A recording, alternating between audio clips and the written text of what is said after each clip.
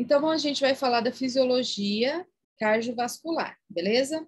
Bem, então, começando, né, pessoal? A primeira coisa que a gente tem que entender sobre fisiologia cardiovascular é a questão da pequena e da grande circulação. Só que é bem simples, né? Bem fácil, eu vou passar bem rapidinho, né, gente? Então, a gente vai ter a grande circulação que vai aqui, ó, do ventrículo esquerdo, que está aqui, para a artéria aorta, e depois se distribui pelas artérias para todo o corpo.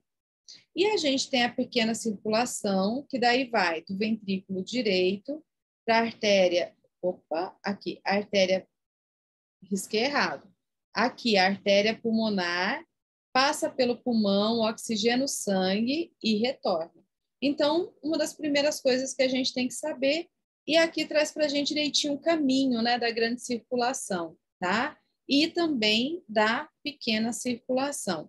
Uma coisa que eu sempre destaco, gente, que as provas gostam muito de perguntar, é sobre a artéria pulmonar, né? Porque na pequena circulação, a artéria pulmonar carrega sangue venoso, porque é o sangue que está aqui no ventrículo direito, que chegou do corpo, né? E que vai até o pulmão para ser oxigenado. Nesse sistema, a gente vai ter, então, o coração, que é a bomba que gera pressão, as artérias saem do coração em direção ao pulmão, a circulação sistêmica, né? Então, em direção ao pulmão, a artéria pulmonar, em direção à circulação sistêmica, a artéria aorta, e a gente tem as veias que retornam o sangue para o coração. Então, a veia principal que chega do corpo, né? É a veia cava, as veias cavas, né? Superior e inferior. E a veia que chega do pulmão, que volta do pulmão, vai ser a veia pulmonar, né? Então, esse é o caminho que a gente vai ter. Bem, gente, o ciclo, para isso acontecer, o coração vai bombear, né? Vai bater, e nisso a gente vai ter o chamado ciclo cardíaco, que é o período entre um batimento cardíaco e o início do próximo batimento. O ciclo cardíaco, ele se constitui de duas fases, a diástole e a sístole, tá? Na fase de diástole, gente, sempre que a gente fala em diástole, a gente tem o relaxamento da estrutura. Nessa fase, o sangue enche os ventrículos. Já a fase da sístole é a fase da contração. Nessa fase, o sangue é ejetado dos ventrículos. Então, a sístole e a diástole. Na sístole, enche, né? Ele está relaxado. Na diástole, fecha. A sístole acontece nos ventrículos, a sístole e a diástole acontece nos ventrículos direito e esquerdo, tá? Mas a gente vai separar aqui um pouquinho para ficar mais didático, tá joia? Então, não sei se vocês lembram que a gente estudou, né, toda a parte de anatomia das válvulas. Como que acontece então, pessoal? Vamos falar primeiro da diástole, tá? Então, a diástole ela vai acontecer, né? Aqui falando do ventrículo esquerdo. Acontece primeiro a abertura da válvula mitral. Então, deixa eu desenhar um coraçãozinho aqui. Aqui está o átrio esquerdo, aqui o ventrículo esquerdo, certo? Então, a válvula mitral está entre eles, né? Então, acontece a abertura da válvula mitral, e com isso, gente, uma parte do sangue vai descer aqui, tá? Então, esse vai acontecer o enchimento do ventrículo. O período de relaxamento é chamado de período de relaxamento isovolumétrico. Existe um período de enchimento rápido, que é quando a válvula abre, e depois, no final, um enchimento mais lento. E, no final de tudo isso, né, o enchimento por contração do átrio, que onde, né, o átrio contrai e termina de empurrar o sangue ali para o ventrículo esquerdo. Beleza, o ventrículo esquerdo está cheio de sangue, a válvula mitral fecha, tá?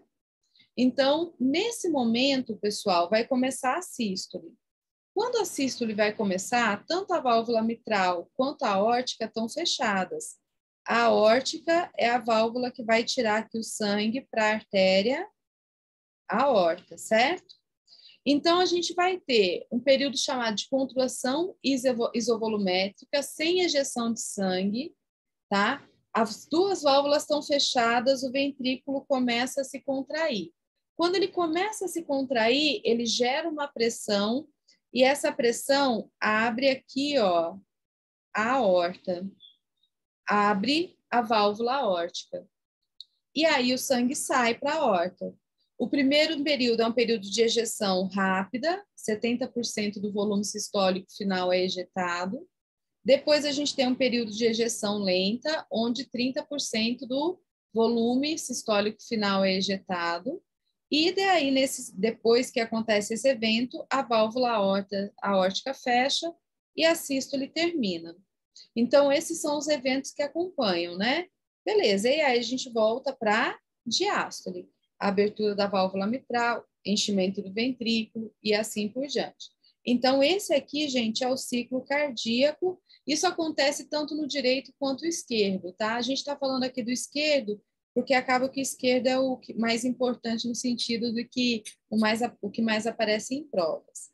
Com tudo isso, gente, a gente vai ter volumes que são gerados, né? Volumes de sangue que são gerados. Então, por exemplo, a gente tem alguns volumes importantes que a gente tem que conhecer. Então, a gente tem o volume diastólico final, que é o volume que o ventrículo comporta no final da diástole, normalmente de 100 a 120 ml de sangue. Em atletas de endurance ou geneticamente, né, que tem preparo genético, o volume diastólico final pode chegar até 180 ml. Mas o volume diastólico final é o volume que o ventrículo comporta no final da diástole, quando ele está mais cheio, tá? A gente tem o volume sistólico final, que é o volume restante em cada ventrículo, cerca de 40 a 50 ml de sangue. Então, depois que acontece a sístole, fica um resto de sangue ali dentro. Esse é o volume sistólico final. E o volume sistólico, que é o débito sistólico, vai ser a diminuição do volume durante a sístole, né, que é mais ou menos 70. Por exemplo, se eu pegar aqui 110 que encheu, né, menos 40 que ficou, o quanto que saiu? 70 foi o que saiu. Então, esses volumes é interessante da gente conhecer o que eles significam, tá? E mais ou menos o valor que eles têm. Porque se for cair questão sobre, né, disso no concurso, é sobre isso que vão perguntar, tá? Bem, existe um outro volume, né, que é interessante, uma outra informação que é interessante da gente saber, que se chama fração de ejeção ou índice de função ventricular. A fração de ejeção, pessoal, é a fração do volume diastólico final que é ejetada, que é mais ou menos 60% desse volume. Então, vamos lá. Se o volume diastólico final era 120, a nossa fração de ejeção é aproximadamente 60% desse volume. Isso é o que vai ser normal, tá? Ou maior, igual a 60%. Se o ventrículo está ejetando menos de 60%, pessoal, significa o quê? Que a gente tem insuficiência cardíaca, tá? Então, só para a gente entender, né, como que funciona essa questão. Aqui, no caso de uma fração de ejeção de 60%, seria mais ou menos 72 ml. Isso se a gente considerar, né, esse volume total, tá? Então, a gente vai ter esse volume que vai ser, né, ejetado. E aí, lembrando que tem essa relação. O volume sistólico de ejeção em fração, ele pode ser calculado, então, né, dessa fórmula aqui, para a gente ter uma porcentagem. Então, a gente chega a um X aqui para essa porcentagem. Então, gente, muitas vezes a gente ouve falar em fração de ejeção relacionado, por exemplo, ao infarto. A pessoa teve infarto e perdeu, né, capacidade de contração do ventrículo e, com isso, perdeu essa capacidade de gerar, né, de mandar esse fluxo, essa quantidade de sangue. Agora, de todas dessas variáveis aqui, gente, a mais importante mesmo é o débito cardíaco, tá? Então, o débito cardíaco é o que aparece mais nas provas. O débito cardíaco vai ser o volume de sangue ejetado em 1 minuto. Então, a cada 1 minuto, o volume de sangue que é ejetado.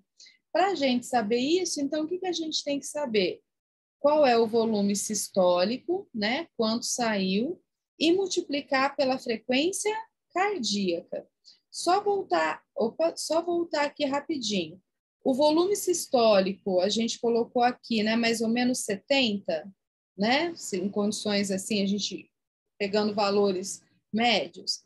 Então, a gente vai multiplicar, tá? Esse 70 por o número de batimentos por minuto. E aí a gente chega ao débito cardíaco do paciente, volume sistólico vezes a frequência cardíaca. Essa variável débito cardíaco vai ser a variável mais importante que a gente vai ter e que aparece bastante nas provas, né? Até porque ela influencia muita coisa, influencia a pressão arterial, por exemplo, influencia o débito cardíaco, gente, em normal, né? Em geral, é em torno de 5 litros por minuto. Depois, qualquer coisa, vocês calculam aí, né? Calculem aí direitinho. Lembrando que aqui o volume sistólico é em litro, tá? Então, tem que converter do ml. Quando o coração bate, né, nesses ciclos cardíacos, a gente vai ter sons que podem ser ouvidos. Então, para efeitos de concurso, é importante a gente saber esses dois aqui. Nós só escutamos 2 sons cardíacos ou bulhas, tá? O som cardíaco 1, a bulha 1, é quando as válvulas atrioventriculares se fecham, que elas estão entre os átrios e o ventrículo, né? Então, a tricúspide e a mitral.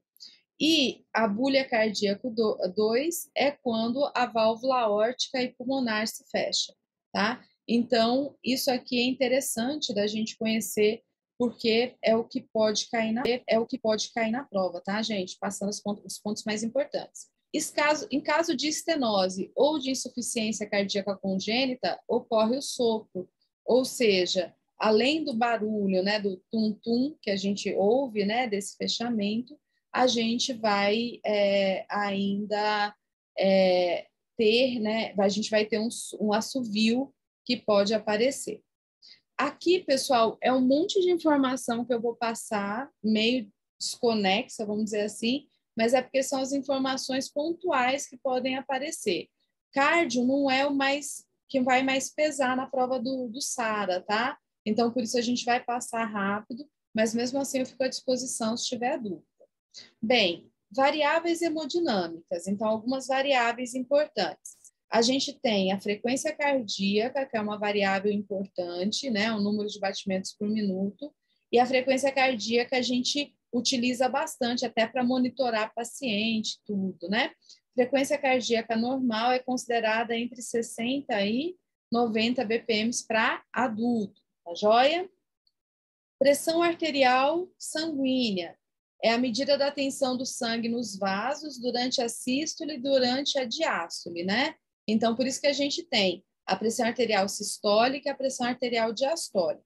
Então, o que acontece, gente? Quando o coração contrai, o ventrículo esquerdo contrai na diástole, ele manda esse sangue com uma pressão bem grande para dentro da aorta, né? Então, a pressão arterial sistólica é essa pressão do sangue ali na aorta. E aí, depois, a hora que o ventrículo contrai, a hora que ele relaxa, ele vai, então, né, determinar uma pulsação na aorta, onde é identificado a menor pressão.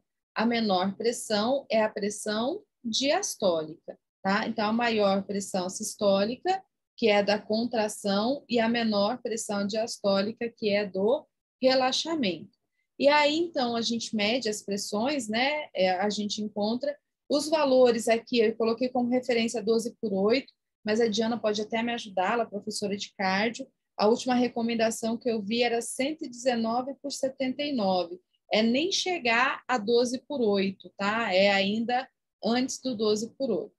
E a gente pode ter o cálculo também, gente, da pressão arterial média através dessa fórmula aqui, certo? Que vai ser, então, a sistólica mais a diastólica vezes 2 dividido por 3. Duvido muito que isso caia na prova. Já o débito cardíaco é a frequência cardíaca pelo volume sistólico. Então, para a gente conhecer as variáveis importantes, frequência cardíaca, pressão arterial e débito cardíaco, né? Só para a gente entender aqui como que ele se comporta. Aqui do lado ficou cortadinho, gente, eu posso até passar para vocês, mas tem a explicação de como a gente pode, né, entender as variáveis, são variáveis indiretas. Eu duvido muito que caia, mas a gente tem um índice cardíaco, que é o débito cardíaco dividido pela massa, o volume sistólico, que é o débito cardíaco dividido pela frequência cardíaca, o índice do volume sistólico, que vai ser o volume sistólico dividido pela massa corporal do paciente, ou o índice cardíaco dividido pela frequência, e a resistência vascular, que é a relação de pressão e fluxo. Então, que existe, né, a relação entre a pressão e o fluxo sanguíneo. Guardem, pessoal, esses três aqui, que se eu acredito muito que se cair, como não é uma prova bem específica de cardio, se cair alguma coisa vai ser relacionado provavelmente a essas três variáveis, tá? Bem, explicando um pouquinho mais o ciclo cardíaco, então só para a gente, né, ter o entendimento um pouquinho melhor, o coração se contrai e se relaxa durante esse evento. O ciclo é formado pela sístole e pela diástole, que foi o que a gente viu, e os átrios e os ventrículos não se contraem simultaneamente, né? Primeiro a gente tem a contração do átrio, daí enquanto ocorre a diástole do ventrículo, depois a diástole do átrio e ocorre a sístole no ventrículo. Então, assim, em relação à circulação, a gente costuma dividir o coração no coração direito e esquerdo, né? Que no direito circula o sangue venoso e no esquerdo circula o sangue arterial. Já em relação ao batimento, a gente dividir assim, né? Dos átrios e dos ventrículos. Então, em relação a como essa contração acontece. E daí o sangue vai fluir de uma área de maior pressão para a área de pressão mais baixa, seguindo esse caminhozinho aqui que está aparecendo, tá? Então, no começo, gente, está tudo relaxado, né? Se for, vai ser o primeiro batimento. A gente tem, então, aqui, ó, final da diástole. Ambos os conjuntos de câmaras estão relaxados e os ventrículos enchem-se passivamente.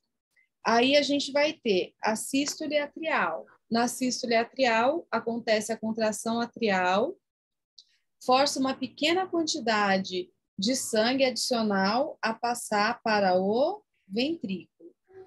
Na terceira parte aconteceu a contração isovolumétrica, que a gente falou, isso fecha as válvulas, né, atrioventriculares, a mitral e a tricúspide, e aí, então, né, esse fechamento aqui dessas válvulas, por um lado, né, fecham essas, por outro, vai abrir as semilunares, tá?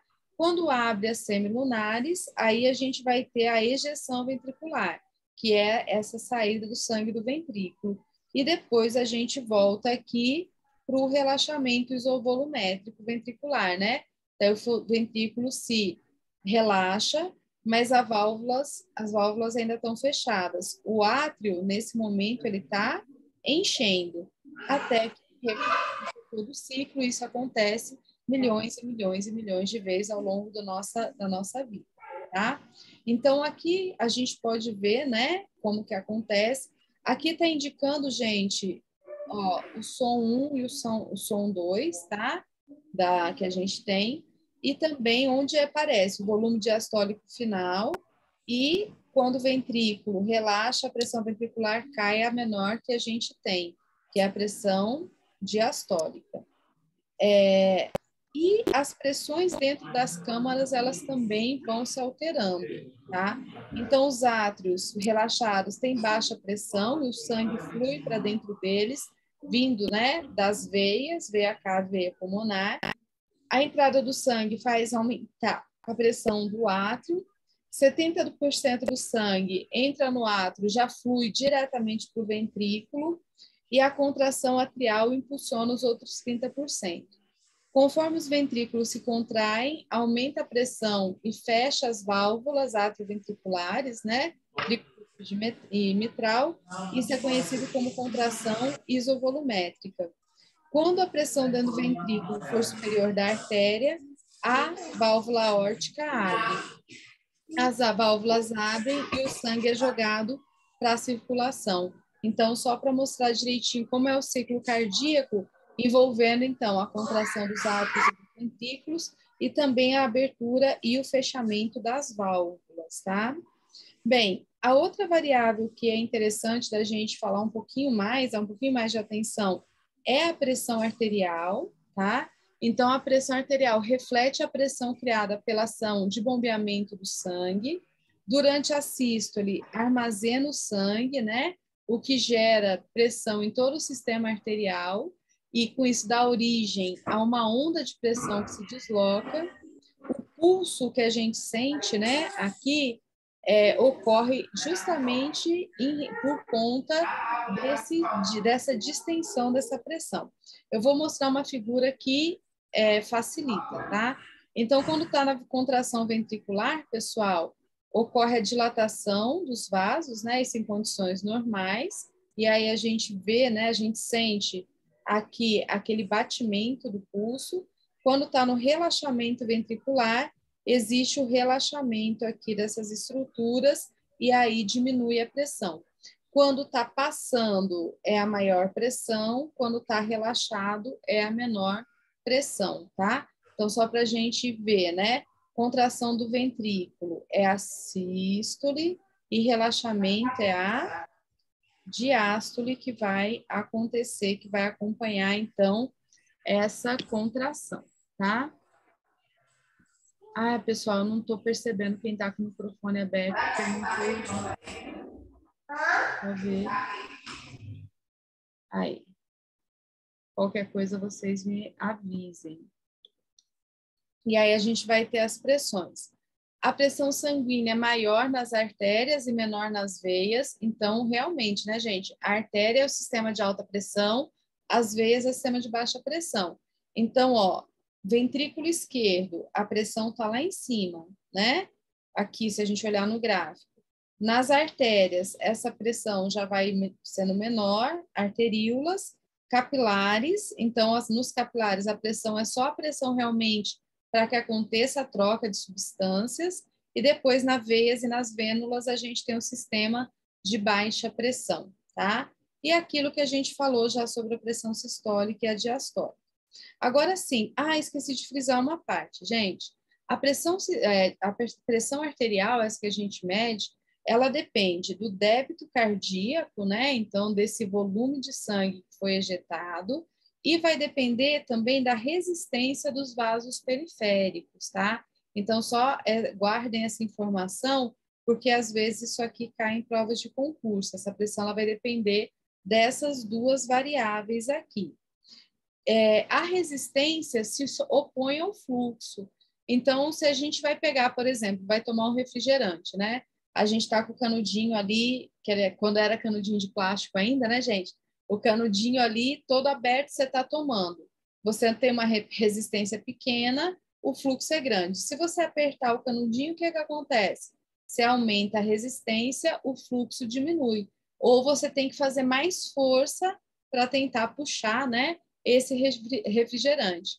Então, essa resistência é a dificuldade à passagem do sangue pelos vasos em virtude do atrito gerado com a parede. E sempre o fluxo é inverso à resistência. Lembra sempre do refrigerante, tá, gente? Da figurinha aí tá mostrando como isso acontece. Então, assim, o raio do tubo, né, fatores que determinam a resistência. O raio do tubo, então, quanto maior o raio, menor a resistência. O comprimento do tubo, quanto mais comprido, maior a resistência. E a viscosidade do líquido, quanto mais viscoso, maior a resistência, né? Então, só o raio, né, que quanto maior, melhor, senão a gente tem essa resistência. E o que vai ser esse fluxo, né? O fluxo vai ser o volume de sangue que passa por um ponto aí do sistema num determinado tempo. Na circulação, o fluxo é expresso por litros por minuto ou mililitro por minuto. E fluxo vai ser diferente de velocidade, tá? Velocidade diz respeito à distância e de um dado volume de sangue que um dado volume de sangue percorre, tá joia? Então, o fluxo, ele vai estar relacionado com a quantidade que vai percorrer ali, né, aquele sistema. Bem, ainda falando das pressões, né, a pressão sistólica reflete e estima o trabalho do coração, a força que ele tem que fazer para mandar o sangue para as artérias durante a sístole. A pressão diastólica indica a resistência periférica ou a facilidade que o sangue flui, né, pelas arteríolas e pelos capilares. Pressão do pulso consiste na diferença entre a pressão sistólica e diastólica. Quando elevada, está relacionada à maior rigidez das artérias. Se as artérias estão rígidas, né, pessoal, ela não consegue amortecer aquele fluxo, e a pressão arterial média determina a velocidade do fluxo do sangue ao longo do circuito. Isso aqui eu estou passando mais rapidinho, gente, como eu disse para vocês, né? Eu não acredito que seja algo que tenha tanta relevância assim, só não vamos deixar passar completamente batido, porque está no edital. Então, fatores que influenciam na pressão arterial. O débito cardíaco influencia, a resistência influencia. Esses são fatores fisiológicos, tá? Lembrando que o débito cardíaco é o resultado do quê, gente? Do volume sistólico pela frequência cardíaca. Então, isso quer dizer o quê? Se a gente tem um débito cardíaco aumentado, isso pode aumentar a pressão. Se a gente tem uma resistência aumentada, isso pode aumentar a pressão. E fatores físicos estão relacionados com a volemia, que é a quantidade de líquido, né, que o nosso corpo está lidando naquele momento, e com a complacência na artéria, a capacidade da artéria de distender e de voltar à posição anterior. Disso tudo aqui, gente, o que é interessante da gente tirar, né? Que se a gente tiver um problema, principalmente de resistência dos vasos, a pressão vai aumentar, porque aquele coração vai ter que fazer mais pressão para mandar, né, esse volume embora. Se a gente tiver, né, alguma situação que a gente precise, por exemplo, de uma pressão maior ou, né, de uma pressão menor, o débito cardíaco pode influenciar. Então, por exemplo, aumenta-se a frequência cardíaca algumas vezes para aumentar a pressão. Quando a gente tem uma queda de pressão, né, uma síncope, um princípio de desmaio. Então, uma das respostas imediatas que a gente tem é justamente o aumento da frequência cardíaca. A volemia, gente, aumenta a pressão. Em condições normais, se eu beber muita água, teoricamente minha pressão vai aumentar, né? Volemia é isso. Em condições normais, o nosso rim compensa isso. Então, o rim compensa e aí, então, não tem aumento da pressão. Mas pode acontecer, sim, em alguns casos, né? Por exemplo, a pessoa que tem insuficiência renal, ela pode ter descompensação cardíaca também por conta disso. E a pressão, ela é regulada pelo sistema nervoso simpático a curto prazo, porque o sistema nervoso simpático influencia tanto na resistência vascular periférica quanto na frequência cardíaca, né? Então, o sistema nervoso, ele pode, né, resistência vascular periférica, influenciar na resistência vascular periférica e na frequência cardíaca, e o sistema renal a longo prazo, eliminando mais urina ou retendo mais urina. Aqui a gente tem, né, um fluxogramazinho que mostra mais ou menos o que vai acontecer nesse sistema de compensação. Então, a gente começa aqui, ó, os receptores de pressão, baroreceptores presentes na artéria carótida da aorta, vão fazer o envio de impulsos para o centro de controle cardiovascular, certo? E que daí vão informar o volume e a pressão. Isso vai desencadear, tá, gente?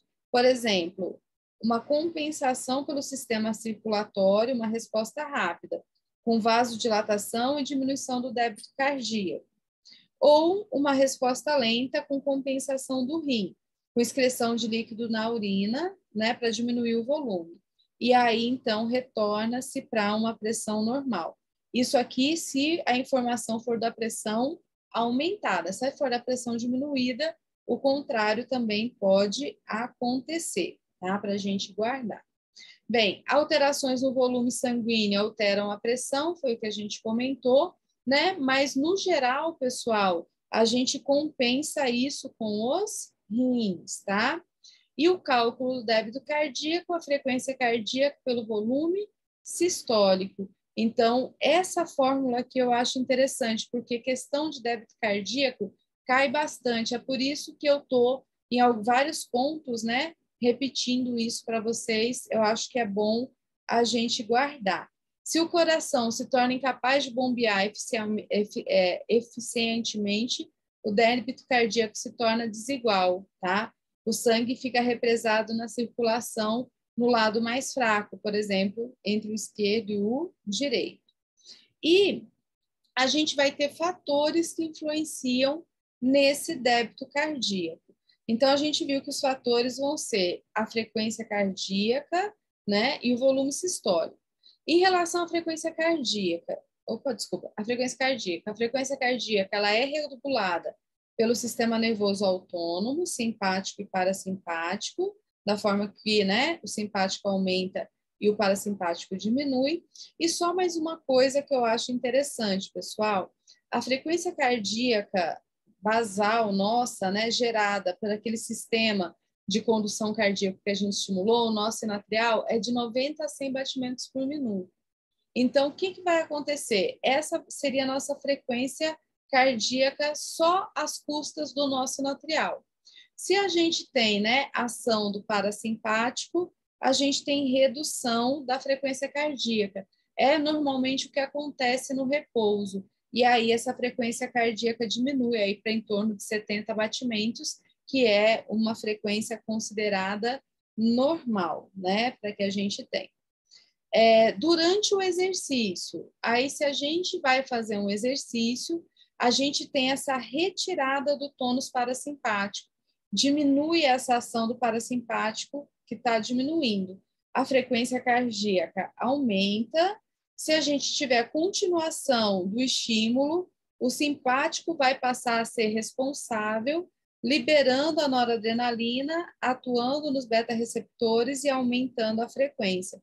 Então, se a gente faz tipo um deslocamento rápido, eu vou perder o ônibus ali, tem que correr para alcançar o ônibus. É simplesmente a retirada do tônus simpático e aí a frequência aumenta. Não, eu vou fazer uma atividade física, vou fazer uma caminhada, vou fazer uma corrida por mais tempo. Aí, então, o simpático passa a agir também, tá? Então, aqui só um toquezinho sobre essa questão, né, dessas alterações durante o exercício, tá? Lembrando também, gente, que durante o exercício a gente vai ter aumento do retorno venoso, que aumenta o volume de sangue. Aumentando o volume de sangue, aumenta o débito cardíaco, tá? E aí, então, outros sistemas vão entrar em ação para que a gente não tenha, né, o excesso de pressão, mas a nossa pressão naturalmente sobe. Durante o exercício, a nossa pressão tem que subir. Depois do exercício é que ela desce. Já o volume sistólico, gente, ele vai ser regulado por outras questões, tá? Então, ele depende do volume diastólico final, tá? E que daí vai determinar quanto volume, no final das contas, vai ser mandado para fora do coração. Então, vamos só acompanhar aqui, que isso aqui é bem interessante. Bem, a regulação do volume sistólico, então, depende da força gerada pelo coração durante a contração, depende do volume diastólico final, que é a pré-carga, né, que pode ter um maior estiramento ou menor estiramento, da pressão arterial na aorta. A maior força de contração ventricular significa uma maior força de volume sistólico. Se o ventrículo contrai com mais força, ele vai ejetar mais sangue. E fatores que vão afetar essa força vão ser o comprimento da fibra e a contração, né, a capacidade de contração do coração. Então, esse volume sistólico, gente, ele depende do que está chegando nele, pré-carga, né, do volume de sangue que está chegando no ventrículo, depende da pressão que tem na aorta, porque a aorta é que vai receber essa quantidade, e vai depender também da força de contração, tá? E aí, essa força de contração ela obedece à lei de Frank-Starling. Eu não sei se vocês lembram dessa lei de Frank-Starling, mas ela diz mais ou menos o seguinte, que pelas características que a gente tem no músculo cardíaco, quanto mais a gente estirar a fibra, mais fortemente o coração vai contrair. Então, o aumento do comprimento da fibra cardíaca aumenta o número de interações de ponte cruzada de miosina e de actina, resultando em um aumento de produção de força. Agora, isso, gente, é em condições normais, tá? Não estou falando de um aumento de fibra cardíaca patológico, né? E existem variáveis que influenciam no volume diastólico final, né? Que é esse volume que vai chegar lá para depois ser ejetado, que dizem respeito à circulação venosa, ao sangue que volta do coração. Então, os principais fatores que influenciam o retorno venoso vão ser a compressão da veia que leva sangue, a bomba muscular, tá? Até vou mostrar aqui já a figurinha, ó. Então, a contração, né, dos vasos sanguíneos vão ajudar nesse retorno venoso. Também outro fator que vai ajudar são pressões abdominais e torácicas durante a respiração. Então, enquanto a gente respira, né, as alterações de pressão que acontecem na caixa torácica e a inervação simpática das veias, que causa vasoconstrição. Então, a gente também tem a possibilidade, né, nessa vasoconstrição, de ter esse aumento, beleza? No final, eu vou fazer uma recapitulação de tudo, tá, gente? Então, o volume sistólico, ele é regulado pela pressão na aorta, pela pressão arterial média, né? Que vai ser, então, essa pressão para ejetar sangue no ventrículo. A gente também depende disso. E essa pressão, gente, é chamada de pós-carga e é uma barreira para a ejeção. Eu sempre costumo, gente, esse negócio de pré-carga e pós-carga, para quem tem dificuldade de lembrar e entender o que é isso, eu falo assim, ó, a carga é a contração do ventrículo, tá? Pré-carga são os eventos, as coisas que acontecem antes do ventrículo contrair. Então, antes do ventrículo contrair, o que acontece? Gente, ele tem que encher. Então, depende, por exemplo, do retorno venoso, né? Da quantidade de sangue que está chegando nele. Pós-carga é depois do ventrículo contrair.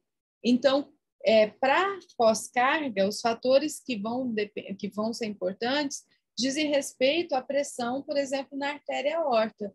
Por quê? Porque é a força que ele vai ter que contrair para mandar esse sangue para fora, né? Então, quanto maior, né, a rigidez dessa artéria, mais difícil, tá joia? Por isso que fala, ó, quanto maior a pós-carga, ou seja, quanto mais difícil for, né, para esse sangue ir para a artéria, menor o volume, quanto maior o volume, menor a pós-carga também em relação a essas variáveis. E já fechando aqui, pessoal, esses volumes todos são também controlados pelas catecolaminas, a adrenalina e a noradrenalina. Por quê? Porque ela tem a capacidade de aumentar a contração do miocárdio, tá?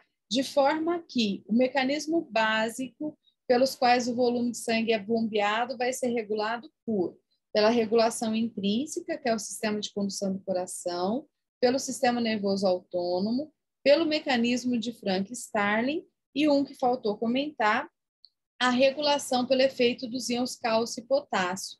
Então, o papel que o cálcio e o potássio vão fazer sobre os músculos cardíacos, tá? Gente, aqui tem um monte de slide para a gente estudar muita coisa, mas o que eu gostaria de fazer agora? Como eu sei que isso tudo aqui é muita informação, eu vou passar rapidinho para a gente fechar esse momento os pontos principais que a gente tem, tá? Então, os pontos principais que a gente tem, pequena e grande circulação, tá? Ok. Aqui a gente já falou bastante, né? Essa é a parte fácil. A outra questão é o ciclo cardíaco, então a sístole e a diástole, né? Sempre importante conhecer os volumes, volume diastólico final, volume sistólico final, volume sistólico de débito sistólico, volume, o débito cardíaco e a fração de ejeção. São esses aqui. E aí, pessoal, fatores que influenciam na pressão arterial. Então, a pressão arterial, ela é influenciada pelo débito cardíaco, a quantidade de sangue, né, e a resistência. Vamos puxar uma setinha aqui, ó. O débito cardíaco, por sua vez, é influenciado pelo quê? Pelo volume sistólico vezes a frequência cardíaca, certo? A frequência cardíaca, gente, é determinada, para resumir tudo que a gente falou, tá? Pelo nó sinoatrial, certo?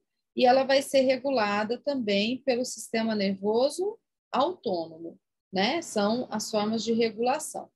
Já o volume sistólico, gente, que é a quantidade de sangue, né, que vai ser ejetado, ele depende da pós-carga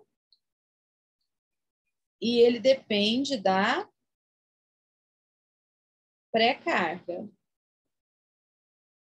Pré-carga é aquilo, todos os eventos estão relacionados antes do coração contrair, antes do ventrículo esquerdo contrair, tá? Então, quando a gente fala em pré-carga, a gente está levando em conta, por exemplo, o enchimento do ventrículo, o retorno venoso, tá? Esses são os destaques. Pós-carga, gente, vai estar ligado já depois que o ventrículo contrai. Então, para pós-carga, vai depender para a gente a resistência vascular. Opa, ficou igual, né? Vou colocar assim, RVP, resistência vascular periférica. Então, a gente foi fazendo um apanhado geral sobre esses fatores que vão influenciar aqui no débito cardíaco, tá? Então, quando a gente falou, vou só chegar aqui para a gente poder colocar. Quando a gente falou no débito cardíaco, a gente falou na frequência e como a frequência é regulada, e também a gente falou em relação à pré-carga, tá? Ao estiramento. Faltou só falar de uma coisinha aqui no débito cardíaco, que é importante, tá aqui, né? Só um minutinho, tá aí.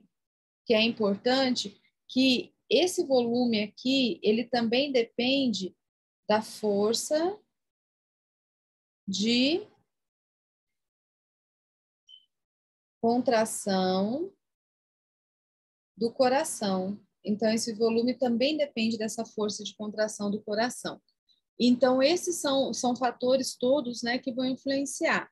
E a gente tem, né, também, em relação à resistência, os fatores de vasodilatação e de vasoconstrição, que podem aumentar ou diminuir a resistência dos vasos quando a gente está pensando nessas questões, tá?